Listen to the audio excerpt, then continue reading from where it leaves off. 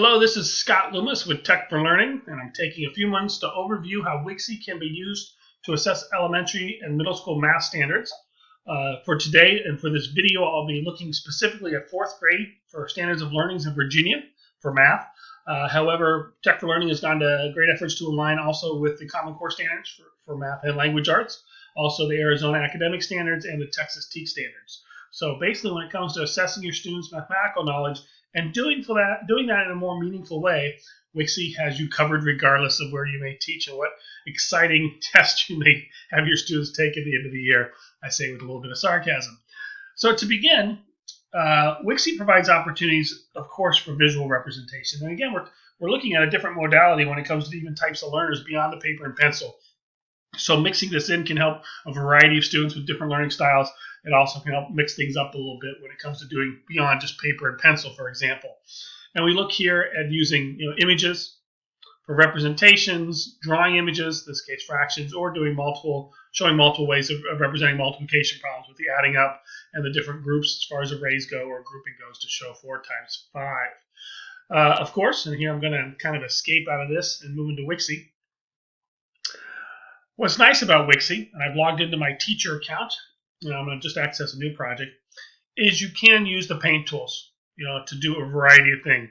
With the paint brushes, anything from just drawing or whatnot. It could be symmetrical shapes. It could be a symmetrically designed butterfly, for instance. You can, of course, do your mathematical arrays like we saw before, or you can go really small and bring it down and do pencil work with it. Now, of course, I'm not a big fan of this. I'd rather see the students do computational work on a piece of paper, but there are rich opportunities where students representing their work on a page or project like Wixie or within Wixie would have its value. Or if they do their work on a piece of paper, there's my dog chiming in here, and you want the students to explain their mathematical thinking, there's nothing quite like the ability of adding an audio file for that explanation. What's nice about the audio recording is that on each page of your project, it can last up to 5 minutes in length. So if the students want, they can come in, they can use the camera on their device, assuming the device has a built-in camera, take a picture of their work, again, on a piece of paper or a model or whatnot, and then after the picture's on the page, they can go ahead and add the recording to do that explanation of their mathematical thinking, their problem-solving strategy. This can tend to be something that students labor over when doing with a piece of paper and a pencil, but when they have the ability to basically ramble on about it, we see so much more appropriate, more meaningful explanations from the students than if they had to write it. What's also nice about using the record tool in this capacity is if you have a student with a specific math, a 504 or an IEP plan, something where the students have a basically a outline effort in which teachers and assistants are going to help students develop their mathematical skills and concepts and understanding. Of course, you can go to a meeting, IEP meeting or a parent conference and explain your anecdotal observations. I saw the student do this, I saw the student do that, but there's nothing quite like having an artifact in which the student's voice is used. In this case, the recording, having the students explain their thinking would be of great value. So I encourage it for a variety of ways. And again, we see students that give the math answer and just assume, okay, they got the math answer right, they must know what they're doing. But maybe there were other means by which that student, got that answer. Maybe it was by luck. Maybe it was by glancing over the paper beside him. Who knows? But adding an extra component at the end for more meaningful work, I guess, not every single problem, but some type of problem-solving strategy or mathematical thinking can have a huge impact across the board and be a very clear indicator for what the student understands and knows. So coming back to the presentation, pop that bad boy up and move on to the next page. There are tons of templates within Wixie, within the math folder, to demonstrate their understanding. And although it can be as simple as computation for a perimeter, in this case, we see more elaborate projects, maybe a multi-page template, where the students are demonstrating their knowledge by ordering decimals. In fact, I'm going to escape back out, return to my awesome Wixie account. Wixie has a number of templates built in already. And when you go to the math folder, we see a couple hundred templates without a problem, everything from algebra to numbers and operations. Some basic generic templates too, as far as graph paper, 10 frames, or cubes, or 3D grids. But if I stay within math, for instance, I go to numbers and operations, and if I want to stick in that kind of base 10 mentality, I can find that decimal activity I was talking about. And this is an activity we would see within probably the first quarter or forced unit for assessment within fourth grade SOLs, in which the students are basically ordering numbers and comparing numbers into the decimal points. In this case, the thousands, it could be the hundreds as well. Introduction to time trials, a pre-race activity within the stock car world, where they basically decide what cars are going to be first in line and which ones are last on, and it's based on how fast you can get around the track after a couple warm-up laps, of course. The students are asked to identify, do they think a bigger number is better or a smaller number is better? So usually it's biggest. It's how much weight can you lift, how many free throws did you make, maybe how big something is as far as pounds again. But in racing, just like it would be in the Olympics, the smaller the number, the better. So the students explain that, and they can explain either way. I mean, obviously there's a correct answer, but it may reflect on their work on another page based if they say the bigger is the better. On page 2 of this 3-page project, it's more of an engagement or drills, the connection to the prior knowledge set up. So they're going to click and drag the equals, greater than, less than. Again, we're going to take it at face value. No need to explain here. And on page 3, they would take the 9 scores and the names and move them into different orders based on lowest to highest, or if they explained, like I said earlier, that they thought the bigger was better, then the highest number would be on top and the lowest down here. Again, the SOL indicators to arrange the numbers to basically compare and contrast, or compare them, not contrast, but compare the numbers to one another. So whether they do it in least to greatest or greatest to least, they still meet that mathematical standard. Of course, I can assign this as is or customize. And if I am curious, in so many of our math templates and language arts, under the file menu, if I come to standards, I can see the mathematical standards that are assessed by this activity, both comparing and ordering decimals, as well as something to do with time, elapsed time over a 12-hour period this year as well, because we are doing practical problems related to time. I'm going to go ahead and close this, and this would actually be the case with all activities. You see the Common Core standards above. All math activities, when you're previewing them, like we are here as far as math templates go, it'll provide the standard in which it aligns. And because the program provides the overview folders like I talked about, it's kind of obvious where things will go as far as the different subfolders: geometry, data analysis, measurement, and algebra. I'm going to return to the presentation that I seem to jump off often, but that's just how I roll.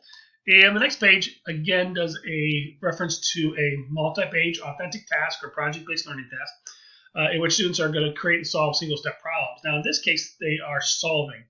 A scenario has been established where you, the student, is pretending to stand on top of Mount Denali, formerly Mount McKinley, which is over 20,000 feet, and compare how much higher in elevation you are than 10 of your classmates standing on the highest points of different states, from Florida to basically Minnesota, from Arizona over to West Virginia, and they would have done 10 pages to do the difference for each of those subtraction problems. If we continue with that mentality of creating and solving, what's wonderful is you can piggyback off of literature. And again, here's another SOL standard, listed, and we're referencing Eric Clark's The Grouchy Ladybug. I think of this one, I mean, any story that involves mathematical problem solving, the greedy triangle who continually wants to have more sides added to his body until he ends up being a circle and can't, basically a circle where he really can't control his movement. The classic one to me is Math Curse. Everything you look at, everything you do is technically a math problem, and this boy's overwhelmed by all of it, from getting ready in the morning for the school bus, what time does he have to wake up, to how much he can eat of a pizza if they're going to share it and do fractions of it, and so on and so forth. What's wonderful is that the students could look to create on their own, kind of original, or piggyback off a story, a story problem, basically. So they go in and they go ahead and from scratch create their own problem, right? What's wonderful is a user, such as a student, can share their work collaboratively with someone in their class, the team tool. So I create the project, I've created my story problem, and I've been told that I need to share my project with Ben. Because Ben now, I'm going to press save. When Ben goes to my projects, within it, he will see, I should have named it, this untitled project, Scott's story problem maybe. And Ben can open it up and do the work. Now, I could watch him from another machine do the work because it is real-time collaboration, but essentially he's on his own, doing the work. And then when he's done, he can tell me about it, and I can open up this project and see his work. Of course, I can make comments like a teacher, great job, mark points that may be incorrect or correct. I could even leave an audio recording feedback if I want to, again, as the teacher.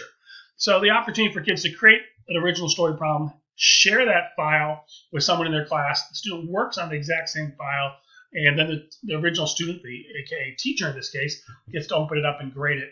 Very neat ways of not only creating but solving story problems and doing it. I mean, that's a single lesson activity. That doesn't have to involve multiple days. And that's the biggest fear when using technology in math, is that you'll turn a one-day lesson into 3 days because you really went grandiose with it, or you focus too much on the tool instead of actually the student knowledge or student activity. So again, a lot of these opportunities can be short and efficient, where the problem-based learning task or the authentic task may be more of an into-unit or into-concept assessment. So let's return. Just got a couple more pages left. In fact, this one, I think, after this is just another example of story problems, this time with your basic problem-solving strategies, multiplication, division. And again, all of these we're seeing in the probably the first quarter, first unit or two of instruction within fourth grade math basically instruction. And the last one, there we go. I'm going to escape actually because I want to show you instead the Tech for Learning website. So techforlearning.com, techforlearning.com, if I slow down and pronounce accurately here. I'm going to move down straight to the Wixie section and learn about it. Now this is where, oops, I'm sorry, I'm logged in already, so I'm going to actually log out. This is where, and I'm going to go back to Wixie. If you're not logged into a project like I was, you can see the ability to show what they know, different examples, video here. But if I go to, and there were other options and resources down here too, but if I go to the teacher section, that's where I really get a lot of resources, such as the ones I've just outlined. So I went to resources. I can look at curriculum integration. These are guides specific to using creative teaching or technology, in elementary math across the board, with articles and lesson plans and sample student work, as well as resource kits down here for using Common Core as far as the alignments with Common Core math instruction in Wixie. There is the Arizona Academic Standards I've referenced, the Texas TEKS, as well as the Virginia Standing and Learning documents that list standard of learning with a Wixie template and or a student sample, and a couple paragraphs on how that lesson, how that assessment would flow, I think is awesome. What's also nice, for instance, if I go ahead and go maybe to a different one of our pages, and I can move down to Wixie Classroom Ideas or Sample Work. I'm going to go to Sample Work. I come down here to Math for Primary. As a file opens up here, it gives different activities from countings, pattern extensions, problem solving, and then all of our samples will include tweets from Wixie users across the country and across the world actually, and how they have used Wixie to assess, in this case, primary math instruction. Again, we pull those tweets and simply repost them, but they are a great opportunity to learn how Wixie can be used across the board as far as different integration or lesson ideas for you. I also love our using Wixie through the curriculum, throughout the curriculum page. It comes down to all these different ways that Wixie can be used with primary and elementary here as far as geometry and shapes, even specific grade level ideas. So the website itself is full of fantastic resources to help expand and to clarify the use, the potential use of Wixie when it comes to math standards, all standards for that fact. Finally, I want to return and open up one more presentation and kind of reiterate my exit out. Reiterate my contact information. My name is Scott Loomis. My email is here, as well as the Twitter, which is simply @ScottLoomis. You can see when I retweet what other teachers are doing, so you're pretty current. And my YouTube channel, where you found this video or may have been reference to it, at tfrailscott@gmail.com. Thank you very much. I hope you enjoyed it, and good luck with using Wixie.